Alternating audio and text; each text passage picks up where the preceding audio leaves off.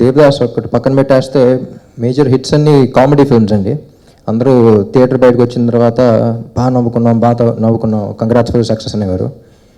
But this was complete different experience. ఎందుకంటే థియేటర్లో అందరూ ఏడుస్తున్నారు, అంటే చూసి everyone felt that it was their film and బాగా కనెక్ట్ అయ్యారు. సో ఎవరు కంగ్రాట్స్ చెప్పలేదు ఇప్పుడు దాకా నాకు, అందరూ థ్యాంక్ యూ చెప్తున్నారు.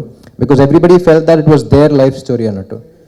సో కిషోర్ నాకు ఫస్ట్ కథ చెప్పినప్పుడు చాలా పాయింట్స్కి రిలేట్ అవుతా ఉన్నా ఆ లవ్ ఫ్యాక్టర్లో. అండ్ ఏదో నా రియల్ లైఫ్ ఇన్సిడెంట్స్ కొంచెం జరుగుతున్నట్టు అనిపిస్తున్నాయి, నా కథ చెప్పినట్టు ఉందన్నాను. పెద్దమ్మ గారు చెప్పినప్పుడు ఆ ఫాదర్ అండ్ డాటర్ది కనెక్ట్ అయ్యారు, నా కథ రాసినట్టు ఉందన్నారు. ఫ్రెండ్కి ఫోన్ చేస్తే రే నా కథ తీసారేంట్రా అన్నాడు. ఫైనల్గా డైరెక్ట్ని అడిగితే సార్ మీగా సార్ నా రియల్ లైఫ్ ఇన్సిడెంట్స్తో కథ చేశాను అన్నాడు. So everybody is able to connect with it and I'm really happy. And ఈ సక్సెస్ మీట్ అన్నట్టు కాదు, I really want to thank all the audience. అన్ని సీన్స్లో ఒక కొత్త తరం కనిపించింది.